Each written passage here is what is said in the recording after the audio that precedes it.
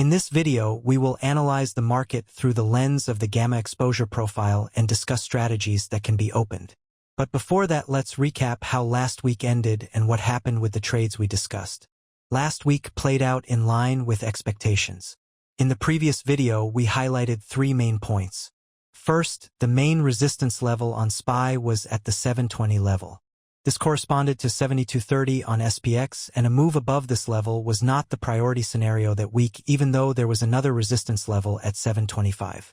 Second, we discussed that if the price were to fall below the gamma flip zone, that would mean a shift into bearish territory. Typically, in such a situation, we can look to the larger negative and absolute gamma values below as downside targets. However, that week, it was not possible to open an unhedged short position because directly below the gamma flip level, there was a cluster of positive gamma islands and absolute gamma, where a battle between the bulls and the bears could play out.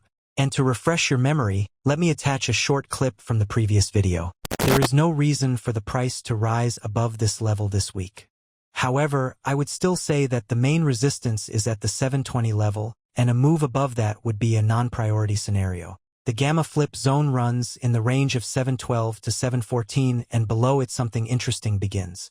We see a whole series of positive gamma islands, as well as a large concentration of absolute gamma. The two main weekly support levels are at the 706.95 strikes. These are the largest negative and absolute gamma values. Typically, if the price breaks below the gamma flip zone, it means it is moving into bearish territory and volatility will immediately start to rise. And as downside targets, we usually highlight the largest negative and absolute gamma values. But this week we have this swamp zone which starts from the 705 level all the way up to 710. Based on this data, you were offered several strategies to open. The first was an iron condor on the SPX expiring on Friday, May 1st, with the left wing set at the 7120 level and the right wing at the 7280 level.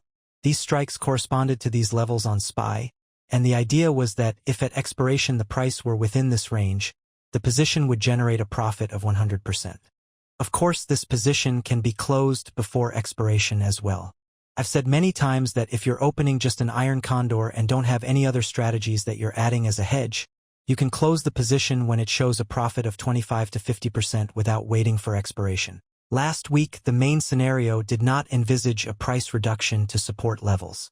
But given that the largest negative and absolute gamma values were at these levels, you were offered a calendar put spread with a strike of 7,000 and expiration on Friday, May 1st as a hedge. The positions were opened at a ratio of 1 calendar put spread for every 3 to 4 iron condors. The idea was that if the week ended within this range, the profit from the several iron condors would be greater than the loss from the calendar put spread. On the other hand, if the week ended with a decline, the calendar put spread would generate a profit that would substantially offset the losses from the iron condor. You were also offered a call broken wing butterfly on the SPX expiring on Friday, May 1st. We built this strategy around the main resistance level, and if the price rose, this position would start to show a profit. If by Friday the price were within this range, the profit would be maximal. If the price did not reach the intended targets or even started to decline, the losses on this strategy were minimal, amounting to about $75. But even this position could be hedged with a calendar put spread with a strike of 7,000. But if the expiration for the call broken wing butterfly was chosen for May 1st, then the expiration for the calendar put spread had to be the following Friday. The idea was that if last week had closed in the 7230 range, the call broken wing butterfly would have generated maximum profit. But due to the difference in time decay, the loss on the calendar put spread would have been minimal. If the price had started to decline, the maximum loss on the call broken wing butterfly would have been only $75, but that loss would have been offset by the growing profit on the calendar put spread. Now let's look at what happened with these positions. On Thursday, April 30th, 2 hours after the market opened, the call broken wing butterfly on a per lot basis was showing a profit of around $180. The calendar put spread hedging it expiring on May 8th was generating a loss of roughly $40. This combination was showing an overall profit, and even then the trades could have been closed to lock in the gain. Some might think the profit is small, but you have to understand that I'm showing you the return on just one lot. If you had taken 5 or 10 lots, the profit would have been larger. Plus, when the market is trading in conditions of uncertainty, it's sometimes better to close a position early rather than wait for maximum profit. You can see for yourselves that news related to Iran comes out almost every 30 minutes, the market reacts very emotionally to it, and it's impossible to predict what the next headline will be or how the market will react to it.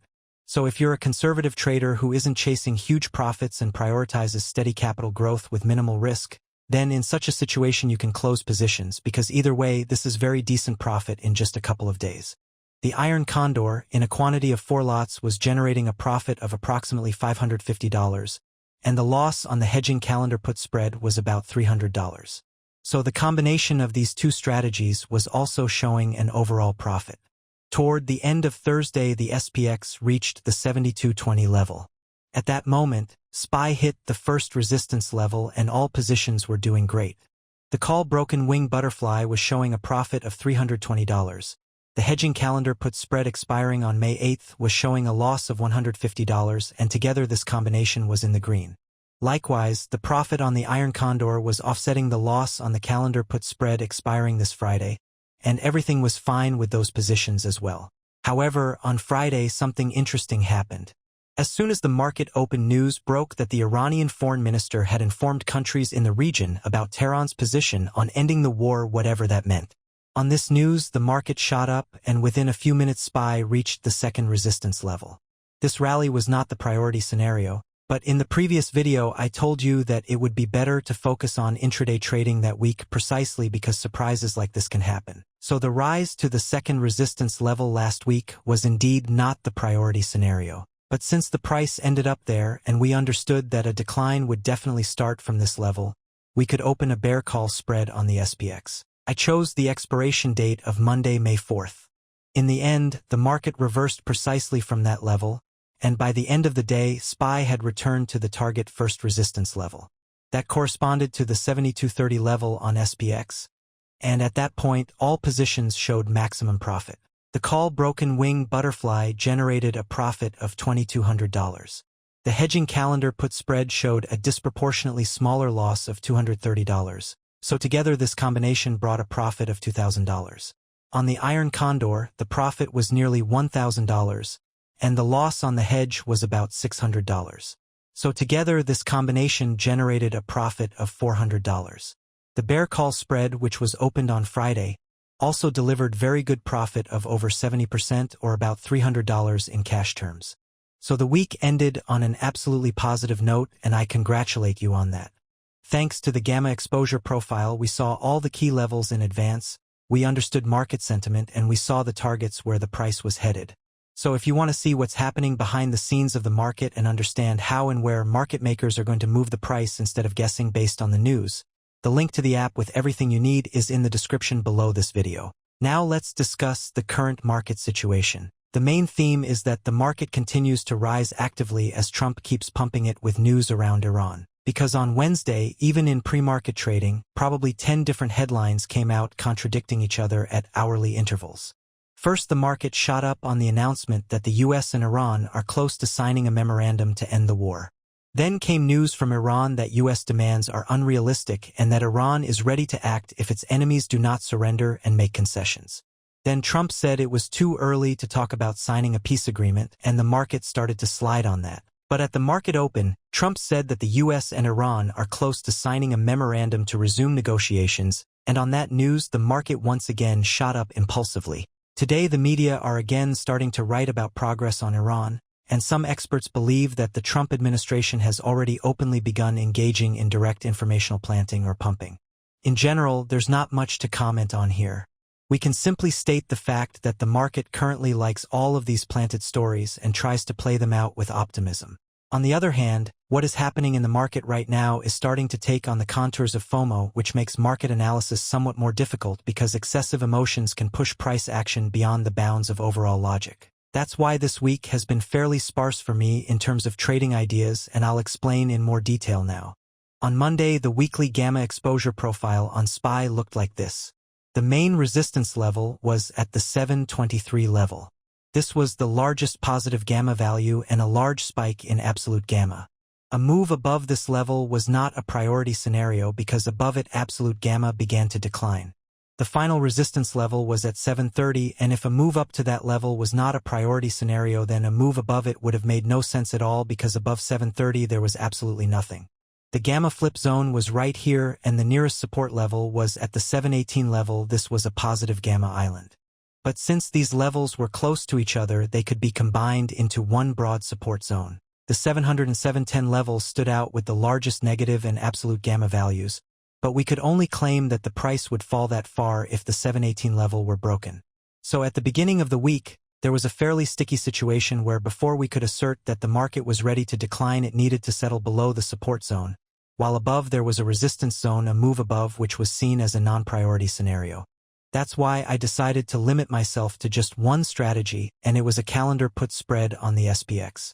The idea was to enter a position from the first resistance level and choose expiration dates either for this Friday with strikes closer to the current price, or for next Friday with strikes further out, making the position very cheap.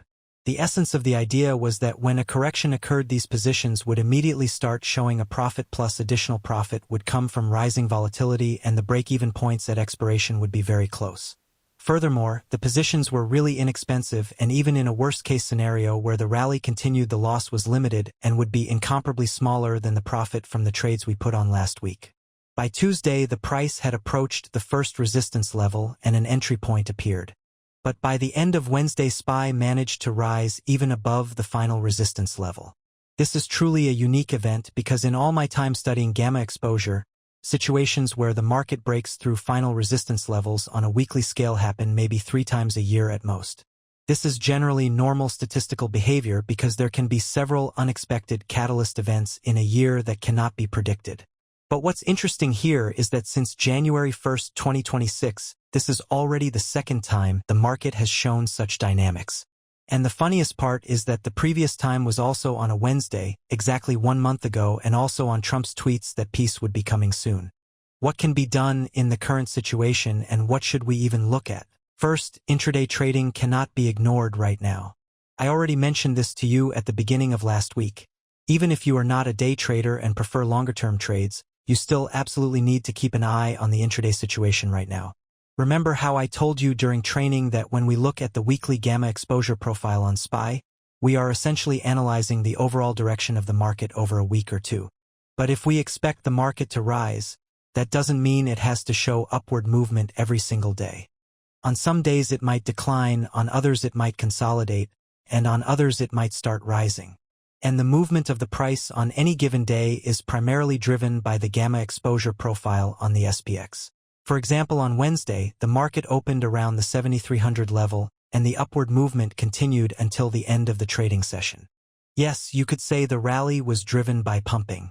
And yes, on Monday it was practically impossible to predict that this avalanche of positive news would start exactly on Wednesday.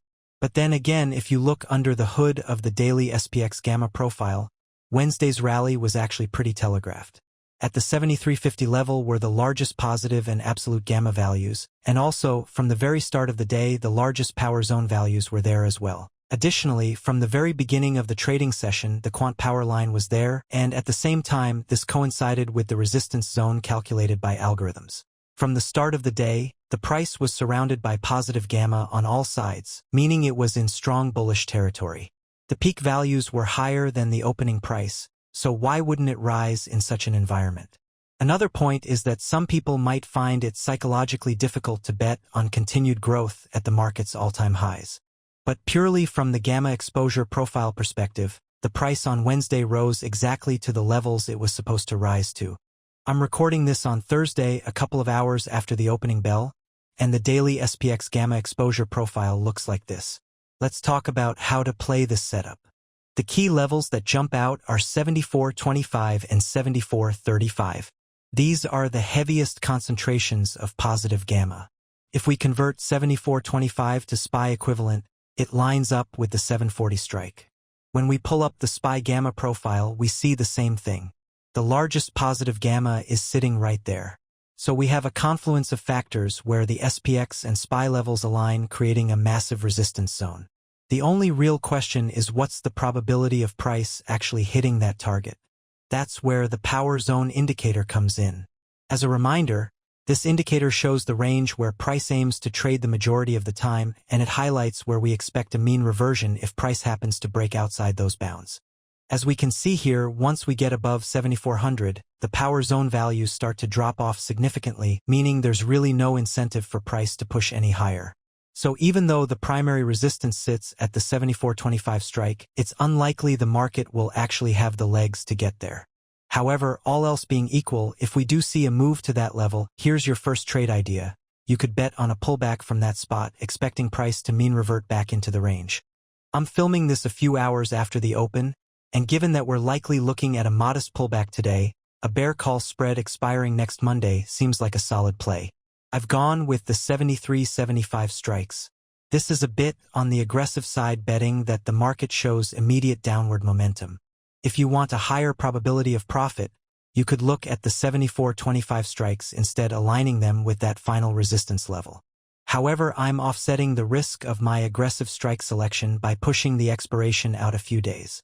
My thinking is that if price starts to roll over immediately, even a small move will put this trade nicely in the green. On the flip side, by giving ourselves until Monday, we have some wiggle room. If this everything rally persists and price drifts higher over the next couple of days, we can cut the position with minimal damage. You could also meet in the middle and set your strikes at 7,400, right where that power zone starts to taper off, but I think you get the general idea. That's all I've got for you on the current setup. This week hasn't been the easiest to navigate. Trading ideas were pretty thin on the ground, but I expect things to shift next week and for the market to start acting a bit more rationally. Right now we're seeing clear signs of euphoria. The market is severely overbought on multiple levels, so it's best to stay sharp and avoid falling into the FOMO trap. In the next video, we'll do a deep dive into the outlook for next week and break down some potential trades. But for now, let's wrap it up. Good luck out there and happy trading.